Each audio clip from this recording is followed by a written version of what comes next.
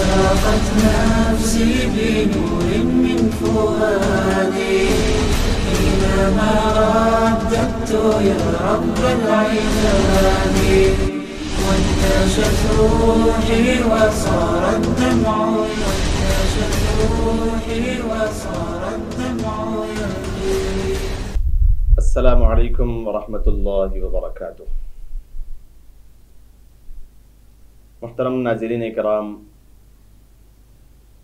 City India T V کے programme پیغام دین میں آپ سب کا استقبال ہے۔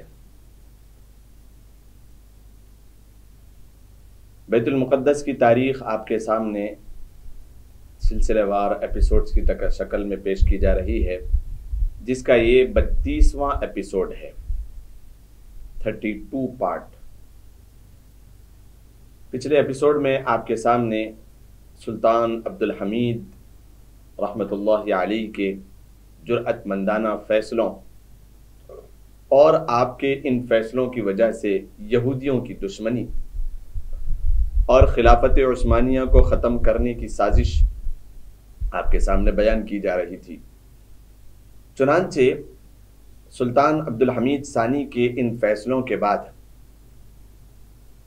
خلافت عثمانیہ کے سقوط کے لیے ماسونی تحریک اور ڈونما ان یہودیوں نے اپنے سر لے لی۔ یہود ڈونما جو اس آدمی کے پیروکار تھے جس کا آپ کے سامنے تذکرہ کیا گیا تھا، شبستار زیفی، جس نے مسیح منتظر ہونے کا دعویٰ کیا، پھر اس کو جب خلیفہ اعظم نے اس کو گرفتار کیا اور عدالت میں اس کو پیش کیا گیا اور اس سے اس بات کو کہا گیا کہ ابھی تم معجزہ دکھاؤ اور اس کی شکل یہ ہوگی کہ ہم تمہارے کپڑے اتار دیں گے اور تیر برسائیں گے، وہ تیر اگر تمہیں کوئی نقصان نہ پہنچائے تو تم مسیح موعود ہو، اور اگر وہ تیر تمہارے جسم میں پیوست ہو گئی تو پھر تمہارا کام ختم ہو جائے گا۔ لیکن فوراً ہی اس کو دن میں تارے نظر آنے لگے اور اس نے اس سے معافی تلافی کر کے اس نے اس بات کو کہا کہ یہ سارے کے سارے الزامات ہیں اور میں اس کو مسترد کرتا ہوں، میرا اس سے کوئی لینا دینا نہیں ہے، مجھے معاف کر دیں اور میں مسلمان ہوتا ہوں۔ جب اس کو اسلام کی پیشکش کی گئی وہ مسلمان ہو گیا، اور پھر اس نے اس بات کی اجازت چاہی کہ میں یہودیوں میں مسلمانوں کو بنانے کی دعوت دینا شروع کرتا ہوں، یہودیوں میں اسلام کی دعوت دینے کی اجازت مجھے دی جائے۔ تو اسے اس بات کی بھی اجازت دے دی گئی کہ یہودیوں میں تم اسلام کی تبلیغ کر سکتے ہو۔ تو جب وہ وہاں پر گیا، منافقانہ اس نے طرز عمل شروع کیا کہ میں تو مسلمانوں کے نزدیک ایک پکا مسلمان ہوں، تم بھی مسلمان ہونے کا دعویٰ کرو تاکہ ہم اپنے چھپے ہوئے اسلام کے پردے کے پیچھے ہم اپنی سازشوں اور اپنی مکاریوں کو پورا کر سکیں۔ انہوں نے اس طریقے کی چال بازی کی، اور پھر یہ یہود ڈونما جو اسی آدمی کے پیرو تھے، اسی آدمی کے فالوورز تھے، اسلام اور اسلامی اقتدار کی بیچ کنی کے لیے کمر بستہ ہو گئے، بالکل تیار ہو گئے۔ الحاد، آزادی رائے، مغربی طرز زندگی کی دعوت اور عورتوں کو بے حجابی پر آمادہ کرنے اور مدارس و جامعات میں مرد و زن کے اختلاط کی حوصلہ افزائی جیسے کارنامے انہی یہودیوں نے عثمانی معاشرے میں انجام دیے۔ مسلمان ہونے کا لبادہ اوڑھ کر اس بات کو انہوں نے انجام دیا۔ سلطان عبدالحمید ثانی کے خلاف بغاوت اور ہر اعتبار سے ہماگیر دشمنی کی آگ انہی نے منظم کی۔ یونان کے سیالونیک سے اٹھی آندھی سے آستانے میں جو تباہی مچی، اس کے پیچھے یہی لوگ تھے۔ انہوں نے ترکی افواج میں اختلاف و انتشار کا بیج بویا، جوانوں کو بغاوت و سرکشی پر آمادہ کیا، لوگوں کے افکار و خیالات کو مسموم کیا، نشر و اشاعت کے اداروں پر قابض ہو گئے، بینکوں اور مالی اداروں پر ان کا تسلط ہو گیا، تجارت و اقتصادیات انہی کے قبضے میں آ گئے، اور عثمانی سلطنت کے سارے شعبوں اور زندگی کے سارے گوشوں پر ان کی گرفت مضبوط ہو گئی۔ سلطان عبدالحمید ثانی کو طرح طرح سے گھیرنے اور سلطنت عثمانیہ کو مغربی طرز حکومت کی راہ پر ڈالنے کے لیے بہت سی جماعتیں اور تنظیمیں وجود میں آئی، جن کا صحرا پردے کے پیچھے یہودیوں اور فرزندان تسلیس ہی کے سر جاتا ہے۔ یہ تنظیمیں ٹوٹتی بکھرتی رہیں اور نئے نئے ناموں سے دوبارہ بنتی رہیں۔ سب سے آخر میں جمعیت اتحاد و ترقی بنی، جس کی اساس تمام تر اسلامی دشمنی کے احیاء کے نظریے کا بانی بھی ایک یہودی تھا، اور جس کی اساس تمام تر اسلامی دشمنی اور قومی تورانی تہذیب کے احیاء پر رکھی گئی۔ ماسونی یہودی تحریک کے ارکان اور مغرب پرست ترک کو اس میں پیش رہنے لگے۔ تورانی تہذیب کے احیاء کے نظریے کا بانی بھی ایک یہودی موئز کوہین تھا۔ اس نے ترکوں کے ذہنوں میں اس نظریے کی آبیاری کے لیے انتھک محنت کی، تاکہ ترکوں کو اس میں گلگو میں بدمست کر دینے کے بعد اسلام سے ان کے رشتہ کاٹنا آسان ہو۔ اتحاد و ترقی نے شروع دن سے نسل پرستانہ نعروں سے ترکوں کو سرشار کرنا شروع کیا، اور شہری آئین، استبداد سے جنگ، آزادی کی بحالی وغیرہ مغرب سے برآمد کردہ خیالات کی دھن پر نچانا مشغلہ ان کا بن گیا، جس کا بنیادی مقصد سلطان عبدالحمید کو راہ سے ہٹانا، خلافت کا خاتمہ اور سلطنت عثمانیہ کی قبہ چاک کر دینا تھا۔ جمعیت اتحاد و ترقی نے یہودی تحریکوں کی مدد سے 1909 میں زبردست شورشیں بپا کی، جن کا مقصد سلطان عبدالحمید کو بہر صورت مغزول کر دینا تھا۔ ان شورشوں کو دبانے کے لیے سلطان نے طاقت کا استعمال کیا، جس کے لیے وہ مجبور تھے۔ اس کے نتیجے میں اتحاد و ترقی کے معتدل کا ہلاک ہو گئے۔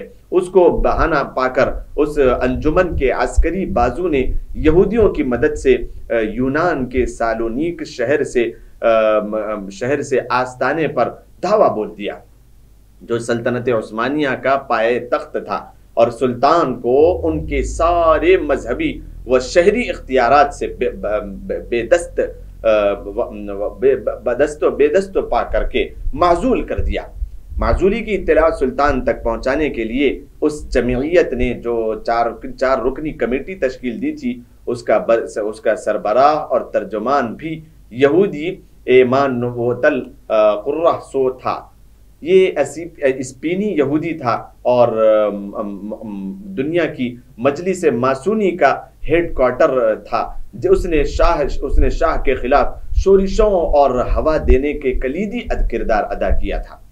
شاہ نے اس کو اپنے قلم سے روکنے کی پوری کوشش کی، لیکن مقدور کی بات یہی تھی، ملعون آج فرمان معزول پہنچانے آیا تھا اور کوئی اور کام اس کے ذہن میں نہیں ہے۔ سلطان کو 1909 میں معزول کیا گیا۔ ان کے بعد 1924 تک نام کی خلافت قائم رہی، لیکن اسلامی اقتدار و روایات کو اس اثنا میں بالکل ختم کر دیا گیا، اور رہی صحیح کسر 1924 میں مستعفی کمال اتاترک پھر 1353 سن ہجری سے 1934 کو جمہوریہ ترکی کا باقاعدہ صدر اعلان کیے جانے کے ساتھ ہی پوری کر دی گئی۔ سلطان عبدالحمید ثانی سلطنت عثمانیہ کے آخری مرد ہونہار تھے۔ ان کا زوال اور حقیقت خلافتیہ کا زوال ثابت ہوا، چنانچہ ان کے بعد خلیفہ ہوئے۔ ان کے دور میں خلافت کے لاشعب جان کی تہجیز و تکفین کا انتظام کیا جاتا رہا۔ آنکہ مصطفیٰ کمال نے 1924 میں اس کی تدفین کا اعلان کر دیا۔ اس طریقے سے خلافت عثمانیہ کو مکمل طور پر ختم کرنے کی مکمل کوشش کی گئی۔ اس کے بعد پھر عربوں میں قومیت عربیہ کا بیج بویا گیا۔ وہ اس طریقے سے کہ عربوں میں ایک دوسرے کی عزت اور اپنے اندر انانیت اور تکبر کو پیدا کرنے کی مکمل کوشش کی جانے لگی۔ سقوط خلافت عثمانیہ اور سلطان عبد الحمید ثانی کا زوال ہی اصل خلافت عثمانیہ کا زوال تھا۔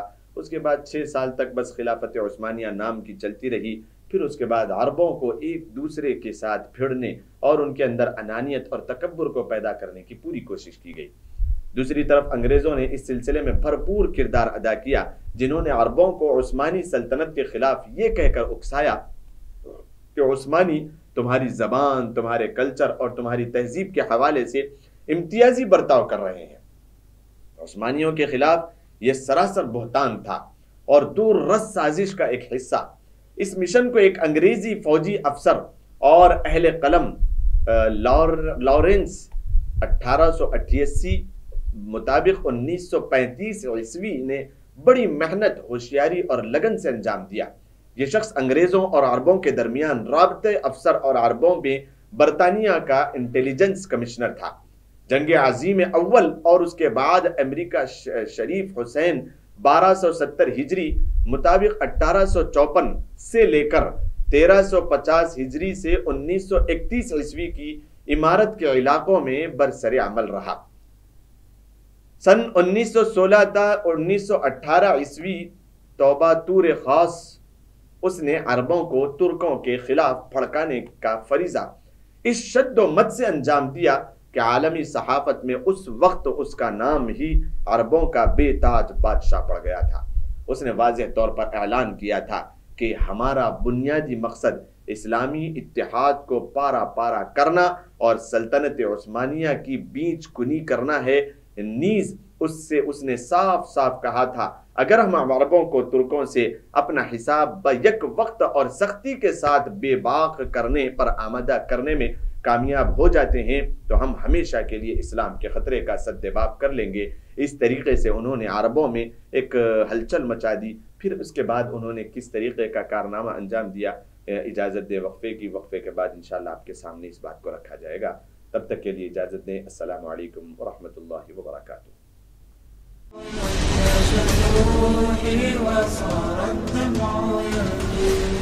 صرف خوابوں سے نہیں، گھر بنتے ہیں ارادوں سے۔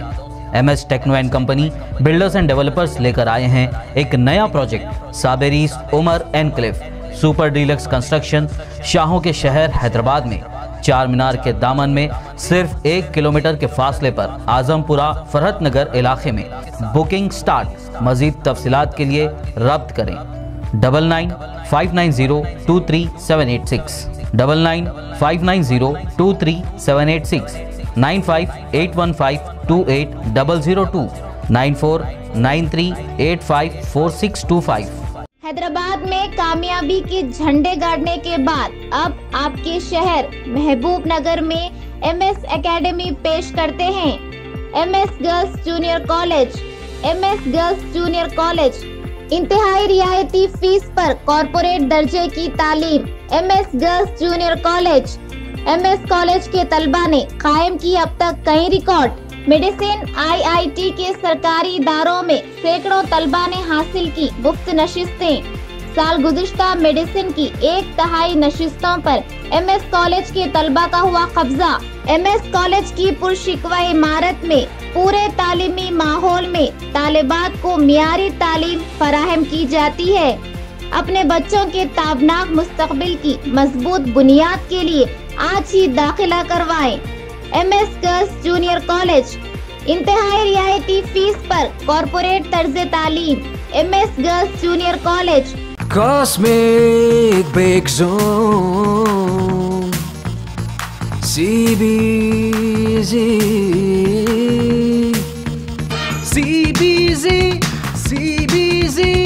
نمبر 1 ہے CBZ۔ کاسمک بیک زون جو شہر محبوب نگر کی مشہور و معروف بیکری ہے، جو ذائقے کے لیے ہی نہیں بلکہ بچوں کو سرور پہنچانے والے ماحول کے ساتھ بڑوں کے ذائقے کا بھی خاص خیال رکھتی ہے۔ ہماری خصوصیت یہ ہے کہ زبان پر رکھتے ہی گھل جانے والے کیک، کارٹون نما کیک، اسپیشل کیک، ایگ لیس کیک یہاں پر دستیاب ہیں۔ اتنا ہی نہیں بلکہ ذائقہ سے بھرپور پیزا، برگر اور کئی اقسام کے آئس کریم اور خاص بسکٹ اور کئی ہمہ اقسام کی بیکری آئٹم اور شیر مال میٹھے کی روٹی असली घी और मेवा जात से भरपूर ड्राई फ्रूट के रोट वाजबी दाम पर यहाँ दस्तयाब है। आप अपने घरों की शादियों और दीगर तकरीबात के लिए भी स्विगी के जरिए अपना ऑर्डर बुक करवा सकते हैं। फिर देर क्यों, तशरीफ लाइए। कास्मिक बेक जोन जो रियासत तेलंगाना की जानिब से नंबर 1 बेकरी अवार्ड का खिताब ले चुका है।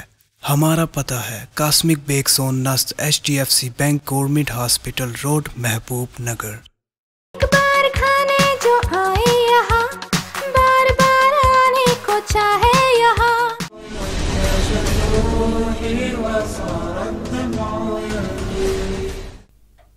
अस्सलामु अलैकुम वरहमतुल्लाहि वबरकातुह। मुहतरम नाज़रीन इकराम, वक्फे के बाद फिर आप सबका इस्तकबाल है।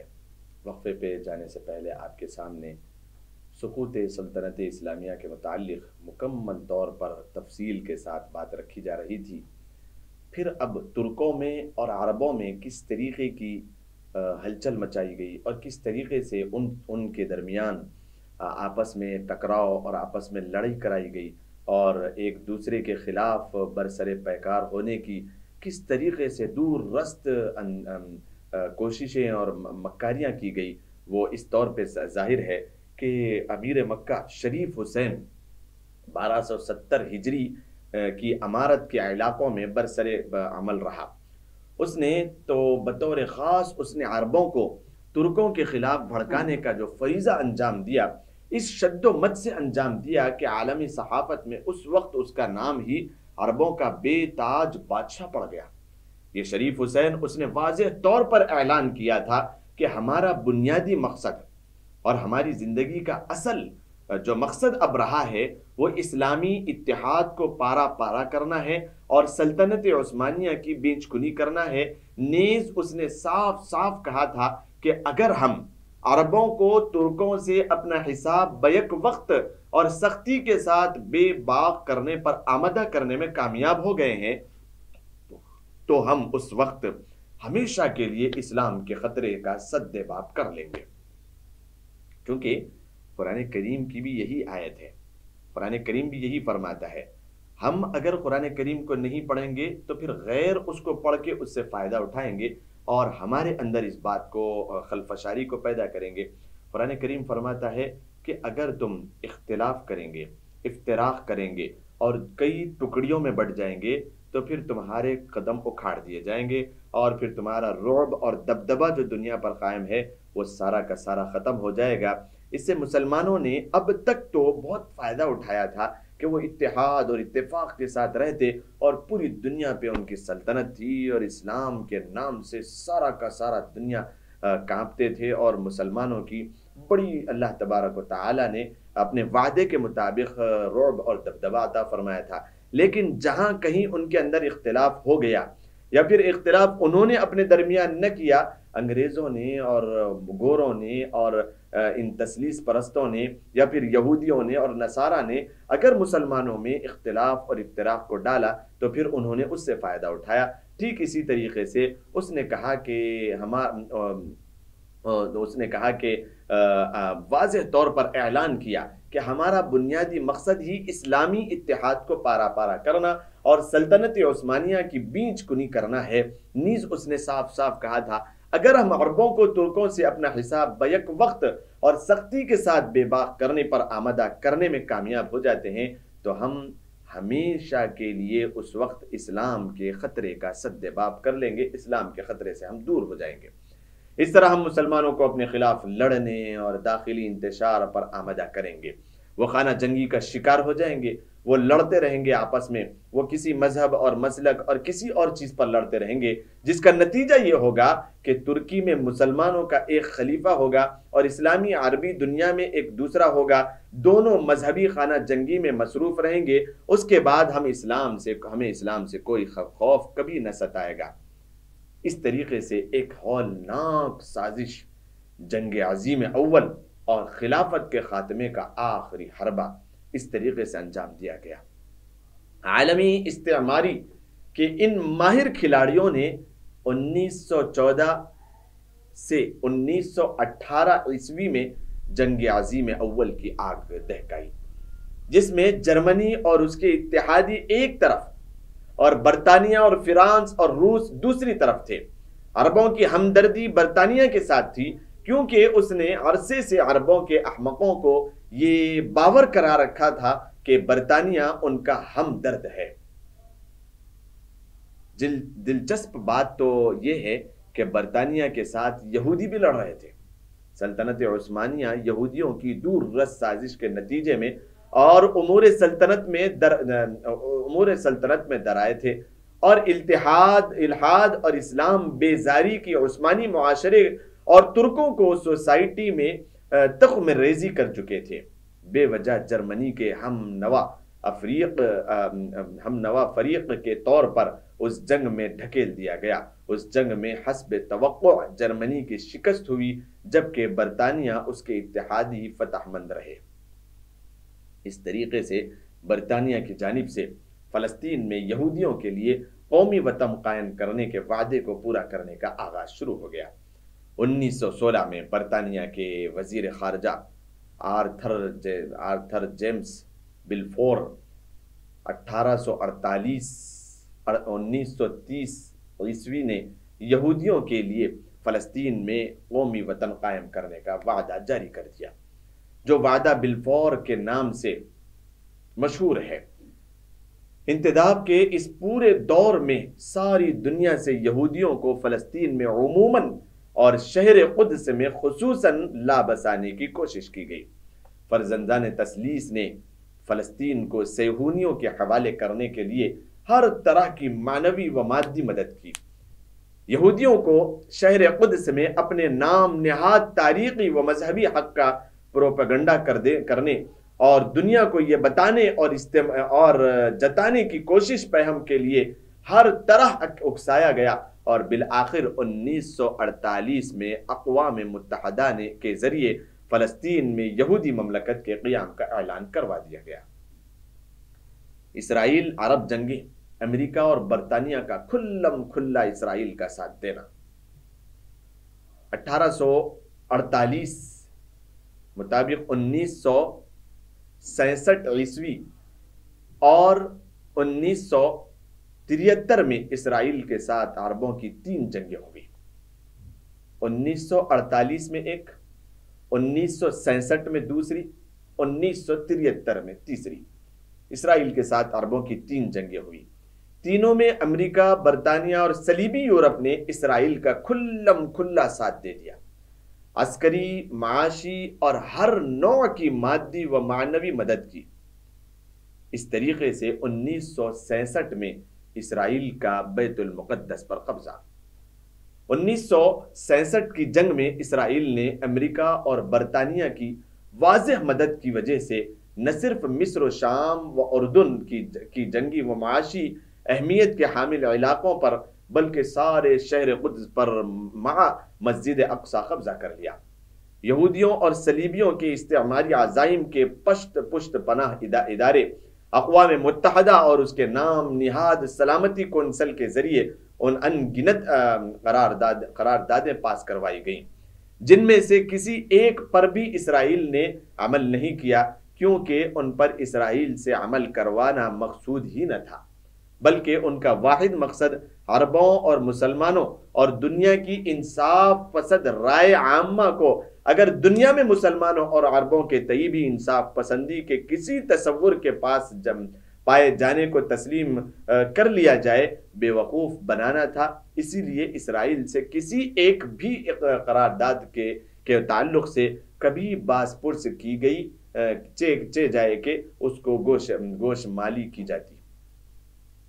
اسرائیل کو ایٹمی طاقت بنانے میں یورپ اور امریکہ کا جو اہم رول تھا وہ کچھ اس طریقے کا کہ یہی نہیں بلکہ برطانیہ، یورپ اور امریکہ نے اسرائیل کی پہم مادی و عسکری مدد کے ذریعے اس کو عربوں کے بیچ ایک بڑی عسکری اور ایٹمی طاقت بنا دیا۔ وہ عرصے سے اس پوزیشن میں ہے کہ سارے عربوں کو بیک وقت مزہ چکا کر آس پاس کے عربی ریاستوں کو نگل سکتا ہے۔ اس نے جب چاہا عراق کے ایٹمی ری ایکٹر پر حملہ کر کے اس کو تباہ کر دیا۔ اس نے ابھی نومبر 2007 میں شام کے خفیہ عسکری ٹھکانوں کو نشانہ بنا دیا۔ وہ اب ایران کے ایٹمی ری ایکٹروں کو بطن تنہا امریکہ کے ساتھ تباہ کرنے کی سوچ رہا ہے۔ وہ جب چاہتا ہے لبنان پر حملہ اور قبضہ کر کے ہزاروں باشندوں کو تباہ کر دیتا ہے۔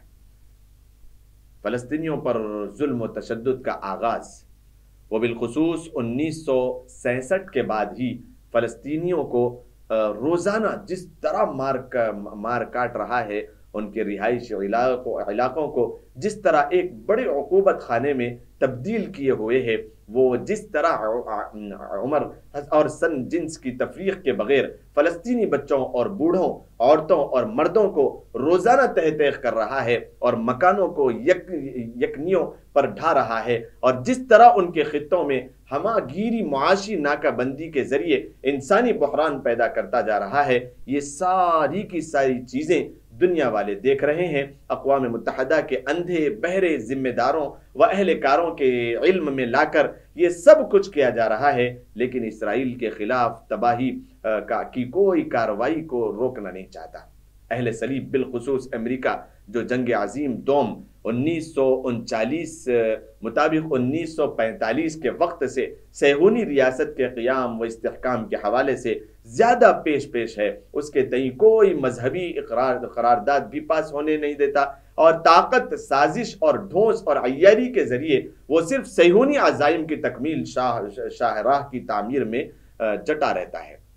اس طریقے سے 1975 میں انہوں نے کیا کارنامے انجام دیے اور کس طریقے سے انور سادات کا اسرائیل کو تسلیم کر لینا اور پھر مکمل اتحاد کے ذریعے اسرائیل کو ایک ایٹمی طاقت بنانا، اور پھر اس کے بعد کس طریقے سے انہوں نے مسلمانوں پر ظلم و زیادتی کی، اس کے لیے انشاءاللہ انتظار کریں۔ آئندہ ایپیسوڈ میں آپ کے سامنے اس چیز کو بیان کیا جائے گا۔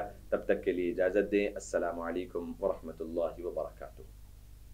أشرقت نفسي بنور من فؤادي حينما رددت يا رب العباد، وانتشت روحي وصار الدمع، وانتشت روحي وصار الدمع